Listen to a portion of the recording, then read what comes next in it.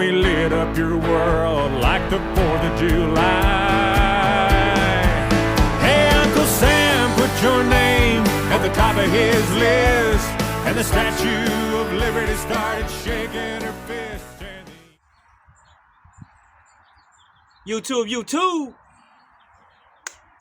How you doing today? Happy 4th of July. Yesterday. Hopefully everyone made it home uninjured. Can't say that for some people around here. Not in the city of Hayward. We got houses blowing up.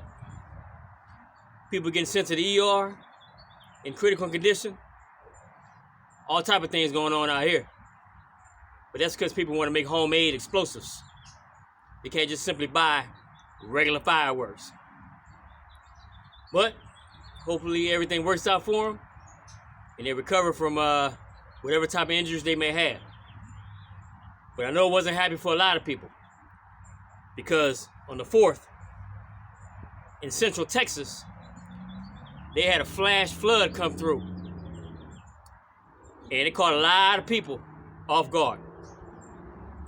Matter of fact, there was a little river that ran through a certain area of Central Texas that rose 26 feet in 1 hour. Can you imagine that? 26 feet in 1 hour's time.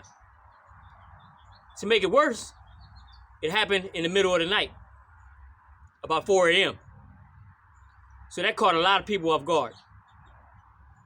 Imagine waking up with your bed floating, because in 1 hour's time, you're not going to be prepared for that.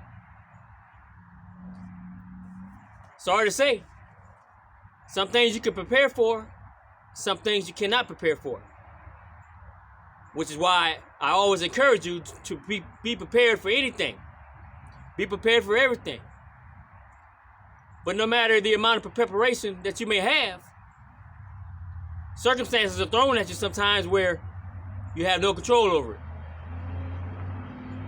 So you can be prepared all you want, but don't get discouraged by that. You still want to have your food. You still want to have your water. You still want to have your protection.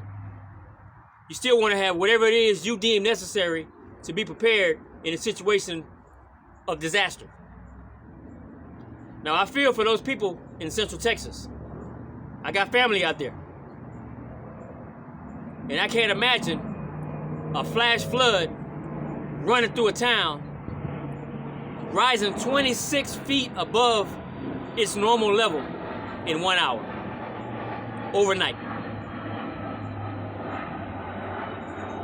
As a matter of fact, to add to the horror, I believe there was 26 young girls that were camping in a particular area out there in Texas. 24 of them have not been recovered yet. They have no idea of the whereabouts of 24 of those young girls. They range in age from 10 to a lot younger. So keep your prayers up for them. But life throws curveballs at you at all times. All you can do is try to be prepared. All you can do is be mentally prepared, physically prepared. What else can you do? You can't go through this life thinking that somebody else is going to save you. You can't go through this life thinking that, oh, all I got to do is call 911. My problems will be fixed. No.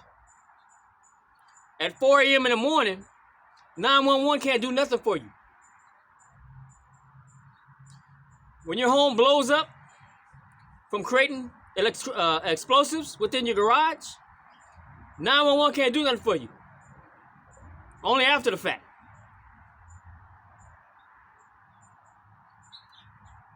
So a lot of things in life are within your control. Some things are out of your control. If those things are out of your control, then all you can do is deal with it. Roll with it.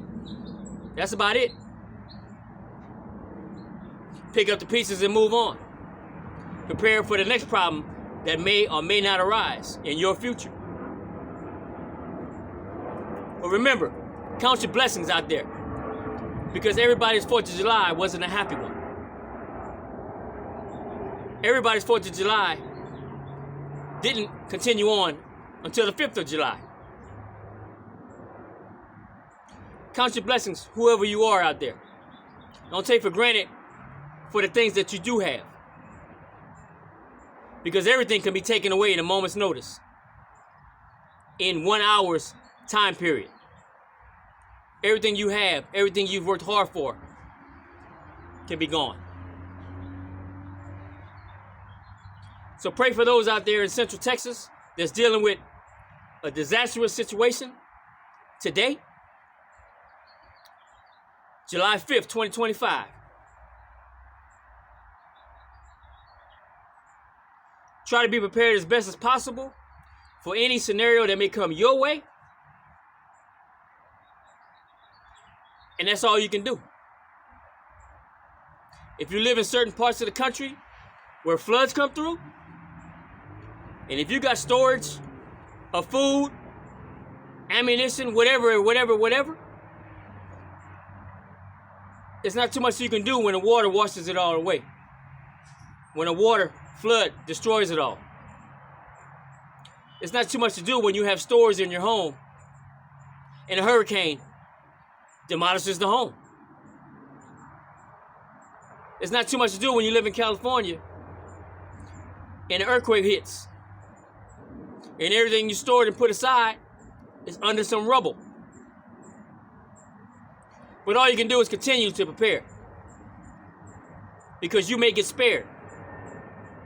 You may have to pick up the pieces, and you may be grateful for the stores and the preparations that you've made beforehand.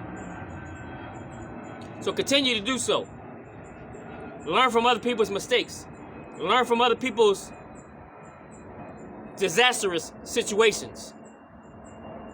And put yourself in their shoes. Try to be prepared for the next disaster that may or may not occur.